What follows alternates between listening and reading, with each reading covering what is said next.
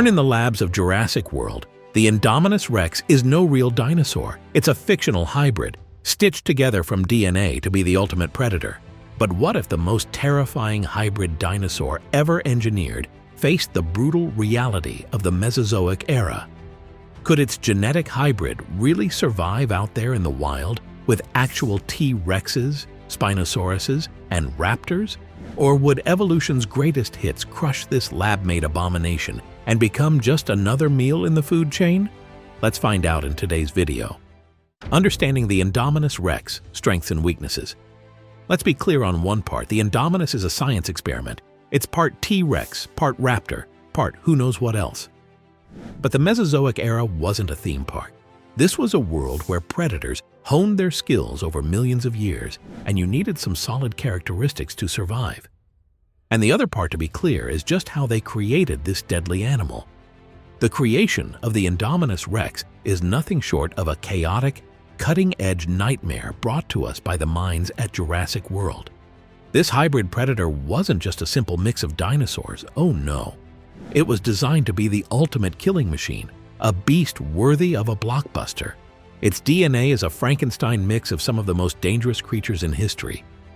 First, you've got Tyrannosaurus rex genes, which give it brute strength and a bone-crushing bite force of over 12,000 pounds.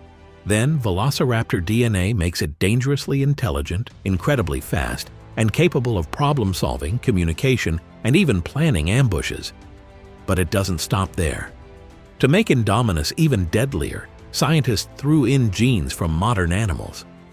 Cuttlefish DNA lets it change color to blend into its surroundings, giving it a stealth advantage that no real dinosaur ever had. Tree frog DNA helps it withstand different climates, meaning it could survive in hotter or colder environments, better than most dinosaurs of its size. And then it also had some snake DNA, giving it that massive bite power of almost 8,800 pounds to chomp down on prey and even break bulletproof glass. The result was a creature unlike anything nature had ever produced, stronger, faster, smarter, and more adaptable than any dinosaur before it. Comparison with other dinosaurs. At first glance, Indominus rex seems like it would dominate any prehistoric ecosystem. It's bigger than a T-Rex, faster than a Giganotosaurus, and has abilities that no real dinosaur ever had. But here's the thing. Evolution isn't just about brute strength. It's about specialization, survival, and efficiency. Take T-Rex, for example. It was built for power with a bite force strong enough to crush bone. It had forward-facing eyes for depth perception, letting it lock onto prey with terrifying accuracy. But it also had endurance. Its muscles and energy efficiency let it go for long hunts. Giganotosaurus, on the other hand, was a pack-hunting giant built for taking down enormous prey like Argentinosaurus. It had serrated teeth designed to carve through flesh, unlike Indominus's more generic, oversized jaws. The problem with Indominus is it's an all-in-one monster, but real evolution is about refining traits over millions of years. T-Rex and Giganotosaurus weren't just strong, they were perfectly adapted to their time and environment. Despite its crazy mix of abilities, the Indominus might just not be as fine-tuned, so that's enough hype for it. Now let's get to the part where we will see if the Indominus really had what it takes to survive the Mesozoic era, including the Triassic, Jurassic, and Cretaceous periods. The Triassic test. Climate. When we think of a dinosaur setting, we picture a background of green vegetation everywhere. But about 252 to 201 million years ago, the Triassic period was nothing like that. Instead, Earth was hot, dry, and brutal. There were no ice caps, meaning sea levels were higher, and most of the land was a vast arid supercontinent called Pangaea. No rainforests existed. Instead, scrubby plants, ferns, and early conifers struggled to survive under intense heat. Seasonal monsoons would occasionally bring relief, but for the most part, water sources were scarce. For Indominus, this would be a problem. It was built for a world with stable environments and plenty of food. Could it handle the heat, the dry spells, and the scarcity of prey? Unlikely. Its tree frog DNA might help with temperature shifts, but water scarcity and extreme heat would be major issues. Unlike native species, Indominus wasn't built for prolonged droughts. Ecosystem. If Indominus expected to find massive herbivores to feast on, it would be disappointing. The Triassic wasn't yet ruled by towering dinosaurs. Most were small, fast, and built for survival. Instead, the dominant predators were Rauisuchians, massive land-dwelling relatives of modern crocodiles, like Postosuchus, which could grow up to 20 feet long and had a skull built for crushing prey. With limited food and aggressive, well-adapted predators already holding the top spot, Indominus wouldn't have an easy time establishing dominance. Could it outcompete these apex predators, or would it be fighting a losing battle from the start? Let's see. Postosuchus and Rauisuchians were already dominant and perfectly adapted to hunting scarce prey.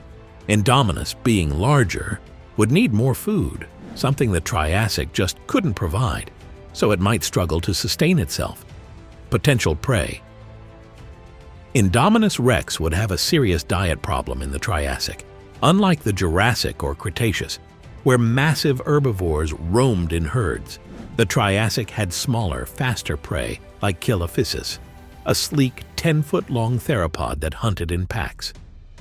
There were also Dicynodonts, bulky plant eaters related to early mammals, but they were tough, with strong jaws and thick bodies.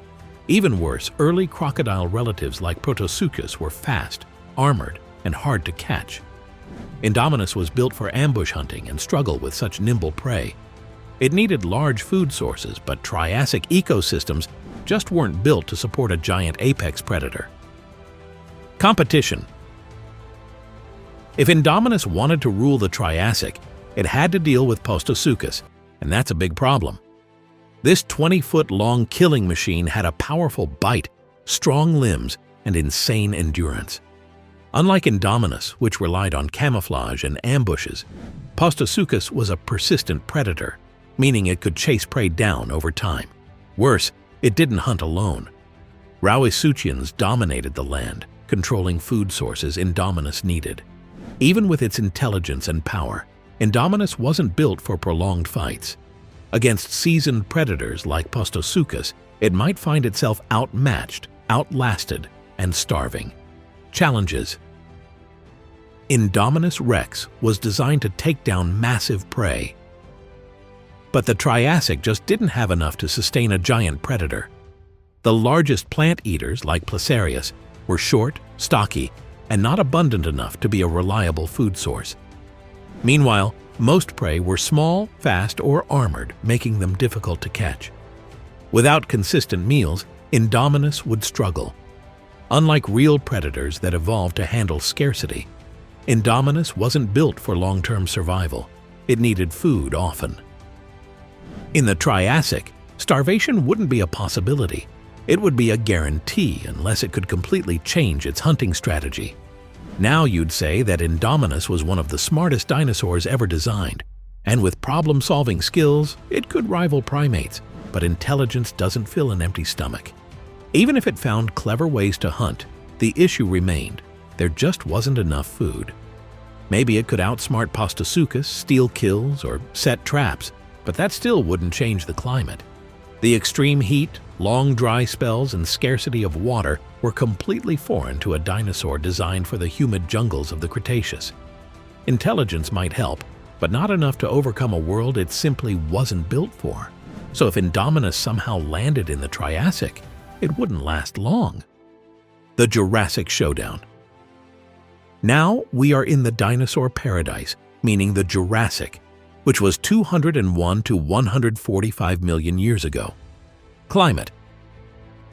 Unlike the harsh Triassic, this era had lush rainforests, warm temperatures, and massive fern prairies. High oxygen levels meant thriving plant life and plenty of herbivores to go around. Seasonal changes were milder, and water was abundant, which are ideal conditions for giant predators to thrive. For Indominus, this would be a huge advantage. No more extreme droughts and plenty of cover for its ambush hunting style. But it also meant fierce competition. The Jurassic was home to some of the largest and deadliest predators in history. Could Indominus truly dominate here? It would have an easier time than in the Triassic, but with fierce competition and massive prey, dominance wouldn't be guaranteed. Just surviving would be a challenge. Ecosystem. The Jurassic was stacked with prey, from herds of Diplodocus and Brachiosaurus to armored Stegosaurus and fast-moving ornithopods. Indominus would have endless meal options, but hunting them wouldn't be easy. Sauropods were massive and moved in herds for protection, while Stegosaurus had deadly tail spikes capable of shattering bones. And then there were the apex predators. Allosaurus, Ceratosaurus, and Torvosaurus ruled the land, each with razor-sharp teeth, powerful jaws, and battle-tested hunting strategies. Indominus had the tools to compete, but this was their turf. Could it take the throne, or would it be outmatched? Indominus had the size, intelligence, and stealth, but Jurassic predators were battle-hardened killers.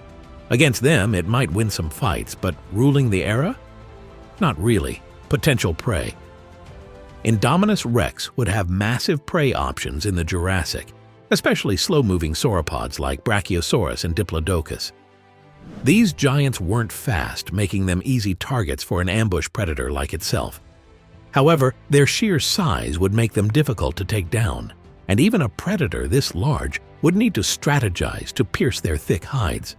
On the other hand, medium-sized herbivores like Stegosaurus and Ornitholestes would be easier prey, though Stegosaurus's tail spikes were deadly. Indominus would likely have to avoid getting too close. Competition. Indominus wasn't the only top predator in the Jurassic. Allosaurus and Ceratosaurus were highly specialized and formidable hunters. They were pack hunters, which would make them tough competition, especially in a landscape where prey was abundant but dangerous. Indominus had the brains, but it would need to outwit these predators. But could its superior brain power outmatch the pack tactics of real Jurassic predators? The answer is complicated. Indominus's intelligence could give it an edge, but the coordinated attacks of packs would still be a huge advantage, and overcoming them would require cleverness and raw strength. Challenges. Indominus Rex would face larger and more stable prey like sauropods, but their size would pose a challenge. Taking down massive creatures like Brachiosaurus would require strategy. Indominus couldn't rely on sheer power alone. On the flip side, medium-sized herbivores like Stegosaurus would be easier to catch but armed with deadly tail spikes. While food is abundant, the effort to bring it down might take a toll on Indominus over time. It would likely be seen as an outsider, especially by pack-hunting predators like Allosaurus. Pack dynamics are key in the Jurassic, and Indominus's size and newness could threaten established hierarchies. Would Allosaurus and Ceratosaurus gang up on Indominus? Most likely, especially with limited prey and such fierce competition. If it pushed too far into their territory or dominated kills, packs would target it, seeing it as a rival, something even Indominus's power and stealth might not counter. The cuttlefish camouflage might be a great asset in dense jungles, but in open plains it would be less effective. Blending with the environment requires specific surroundings. Camouflage would only work if there's enough visual clutter to hide its massive size. In the wide open, Indominus would be more visible, making it difficult to use stealth tactics to ambush prey or avoid rival predators. So in the Jurassic, Indominus would have better chances with an abundance of prey, but the competition from pack-hunting predators like Allosaurus and Ceratosaurus would overwhelm it, especially if it tried to dominate territories or prey. While it could survive, dominating the scene is out of the question. The Cretaceous Crucible. Climate. The Cretaceous period was a time of climatic stability, with warm temperatures, high humidity, and abundant rainfall. Tropical forests spread across the continents, creating ideal environments for plant-eating dinosaurs. The atmosphere had higher oxygen levels, fostering the rapid growth of plants. The climate was not as extreme as the earlier eras. It had milder seasons which allowed a diverse range of animals to thrive in an ecosystem teeming with life. Ecosystem. The Cretaceous ecosystem was the pinnacle of dinosaur evolution, marked by massive herbivores like Sauropelta, Triceratops, and Hadrosaurs. Among them, predators like Tyrannosaurus rex, Spinosaurus, and Giganotosaurus ruled. The food chain was highly complex, and specialized niches allowed various species to coexist. Marine reptiles such as Mosasaurus and plesiosaurs thrived in the oceans. With such diversity, competition for food and dominance was intense, creating an unforgiving environment for any predator. Potential prey. In the Cretaceous, Indominus would have access to a wide variety of herbivores like Triceratops, Edmontosaurus, and the large sauropods. These would be massive, but slower moving and less agile than earlier prey. However, predators like Tyrannosaurus rex and Carcharodontosaurus would pose serious threats. Armored dinosaurs like Ankylosaurus and Pachycephalosaurus would present a challenge as well. Despite abundant prey, competition would be fierce, meaning survival would depend on strategy and adaptability. Competition. The Cretaceous was a super-predator showdown, with Tyrannosaurus rex, Giganotosaurus, and Spinosaurus dominating the food chain. These dinosaurs were ferocious and had evolved to be highly specialized. T.rex, with its crushing bite and powerful legs, was the king of land predators, while Spinosaurus, with its long jaws and aquatic hunting skills, ruled over rivers and lakes. To top it off, there were also pack-hunting predators like velociraptors and other intelligent species that would work together to hunt in a way Indominus might struggle to outsmart. Challenges. Could Indominus rex outcompete T.rex? It's a tough call. While Indominus had speed and strategic intelligence, T.rex's natural strength and battle-hardened experience would give it an edge. It would have to use its wits and ambush tactics to even have a chance. But when it comes to armored prey like Ankylosaurus, Indominus would face a serious challenge. Its claws and teeth wouldn't be enough to penetrate the tough armor, forcing it to adapt. In the face of smart, specialized predators, Indominus rex would have a tough time surviving. While it might last a while, the battle against naturally evolved super-predators would be its greatest test, and survival would be uncertain. So it is best to say that the Indominus rex would have its best chances of survival in the Triassic period. Here, it could dominate smaller prey, with fewer competitors and less evolved super-predators to contend with. While the Jurassic and Cretaceous offered abundant prey, highly specialized predators and tougher environments would make survival more challenging. Ultimately, the Triassic's less competitive ecosystem would give Indominus the breathing room it needed to thrive. There you have it, folks! If you like the video, don't forget to like and subscribe. Thanks for watching! I'll see you next time.